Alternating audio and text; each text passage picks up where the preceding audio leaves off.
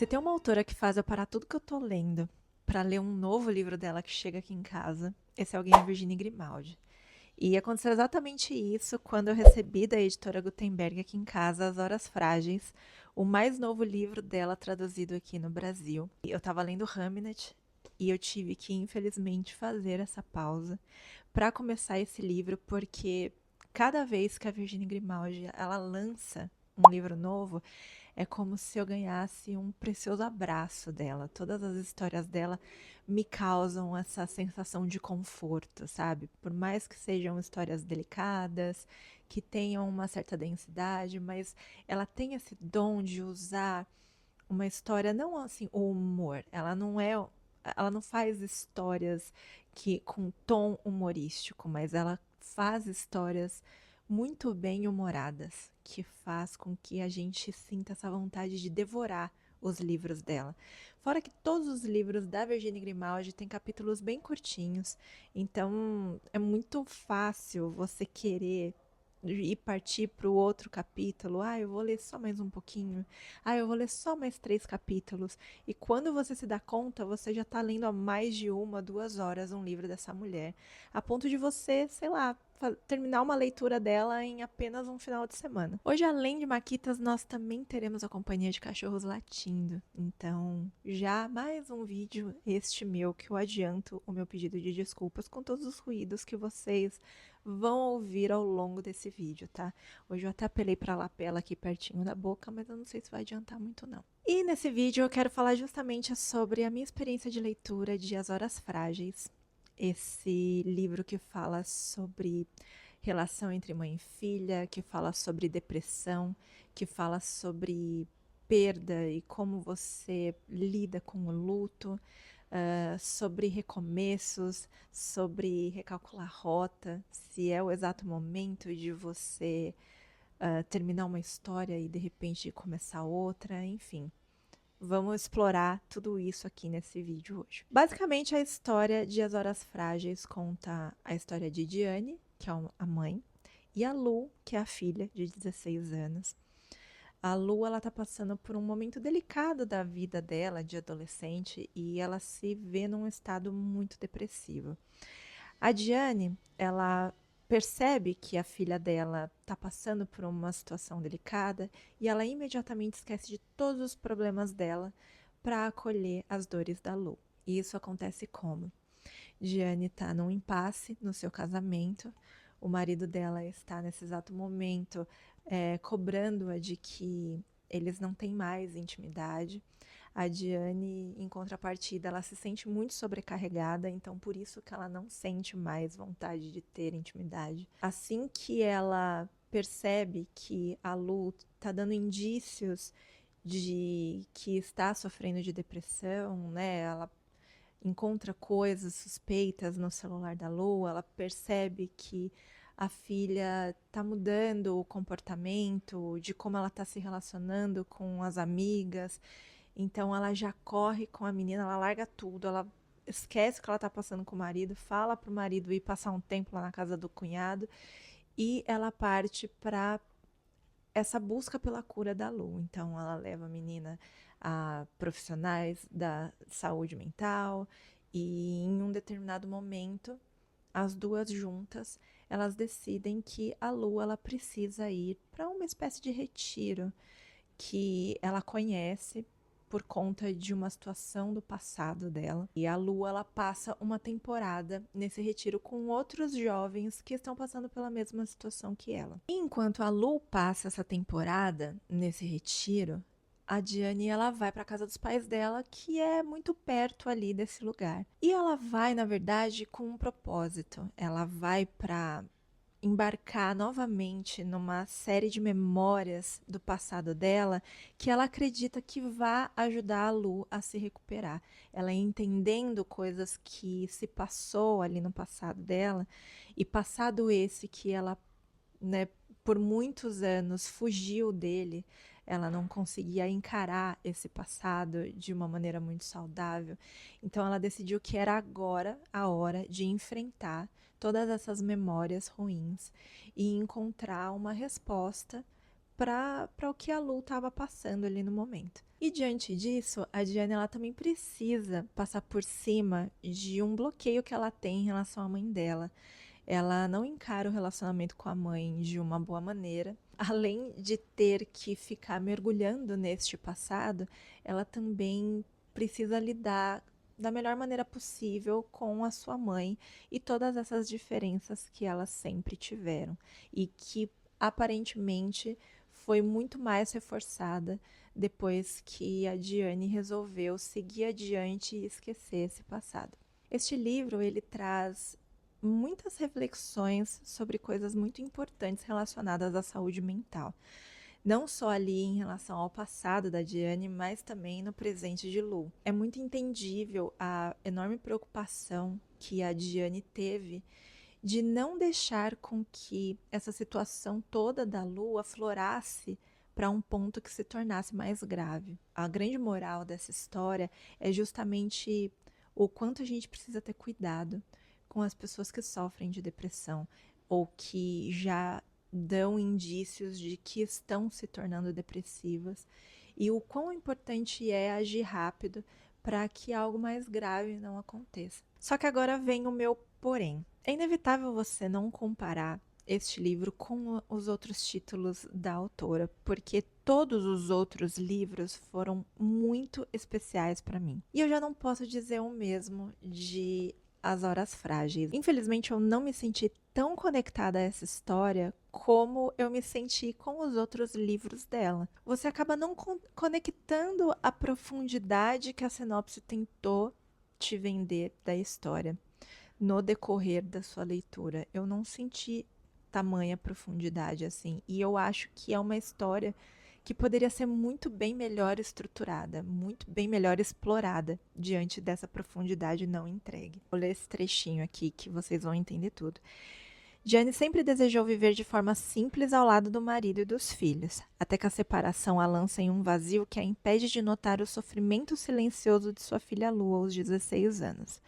Quando percebe o abismo que se abriu entre elas, Jane precisa encarar memórias e feridas antigas para alcançar a filha novamente. Elas caminham então sobre um fio tênue entre o passado e o futuro. Sob seus passos, o turbilhão da vida ruge e ameaça arrastar consigo as horas mais frágeis.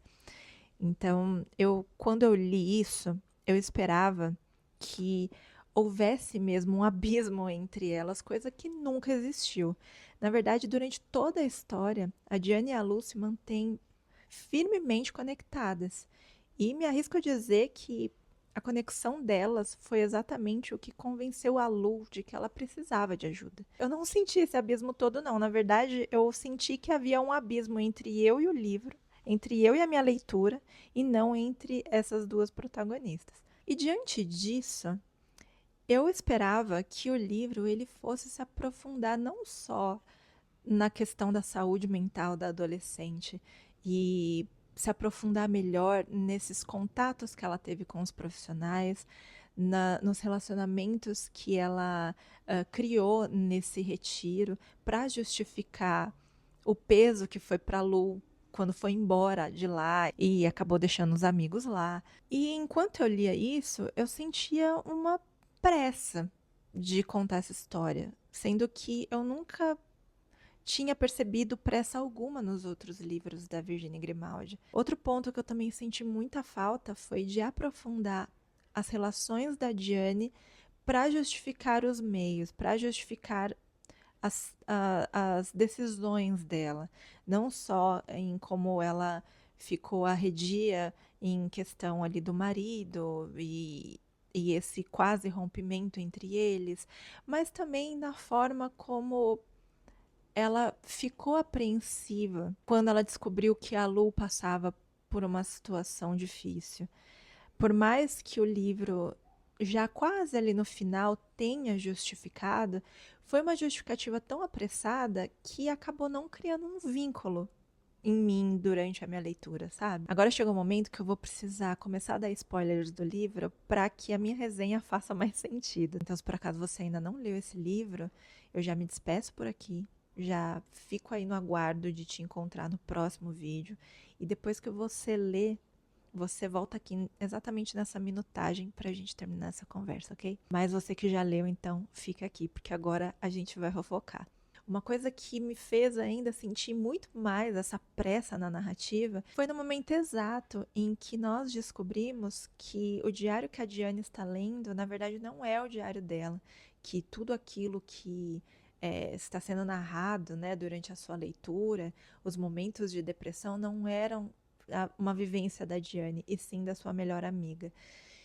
E quando nós descobrimos isso, e nós descobrimos que, na verdade, quando a melhor amiga dela encerrou a sua vida e ela roubou o diário da amiga e que nunca tinha lido antes, eu achei que faltou explorar essa parte. Só o que foi contado ali de uma maneira muito rápida, muito, enfim, sem profundidade nenhuma, não foi o suficiente para que as coisas parecessem ser razoáveis, pelo menos. A partir do momento em que você descobre que a amiga ela cometeu o suicídio porque ela gostava do melhor amigo e o melhor amigo começou a namorar, a amiga delas, enquanto ela estava internada nesse mesmo retiro e tudo mais, falta, sabe? Você continua lendo e você quer mais sobre aquilo, você quer entender mais, você quer entender como que a Diane se sentiu quando ela ficou sabendo da história, já que até hoje ela guarda uma mágoa desse casal que está junto até hoje. Você quer saber mais da melhor amiga, você quer entender o porquê que essa amiga era tão depressiva, por mais que a Diane estivesse lendo o diário dela, não tinham páginas suficientes lidas para fazer com que a gente entrasse nessa onda, sabe? Então eu me senti, eu achei que parecia até que eu não estava lendo um livro da Virginia Grimaldi quando eu me deparei com essa pressa toda, porque as experiências de leitura de outros os livros foram completamente diferentes. E veja bem, eu não estou falando que As Horas Frágeis é um livro ruim. Não, isso aqui tá longe de ser ruim, tá? É um livro que ainda é muito prazeroso de ler, é uma escrita extremamente bem fluida, é uma história bonita, porém, por ser Virginia Grimaldi e por ser exatamente esse tipo de história, cabia mais, sabe? Dava para explorar mais, dava para fazer com que a gente sentisse muito mais. E olha, eu tô falando de uma leitura que eu fiz em um momento em que eu estou completamente sensível e chorando até em comercial de margarina na televisão, tá? Então, não é porque o meu coração é peludo, não, tá? Eu realmente senti muita falta de coisas muito importantes nesse livro. Por quê? Mas isso vai fazer eu encerrar meu relacionamento com a autora? Claro que não. Eu vou continuar lendo todos os livros dela e eu vou continuar passando todos os livros dela na frente. Mas diante de todas as leituras que eu já fiz dessa mulher, infelizmente essa daqui é a última da lista dos meus preferidos. E falando sobre passar na frente, de prioridades e tudo mais, chegou aqui em casa, ontem precisamente, o novo livro da Emily Henry, chamado Sem Volta.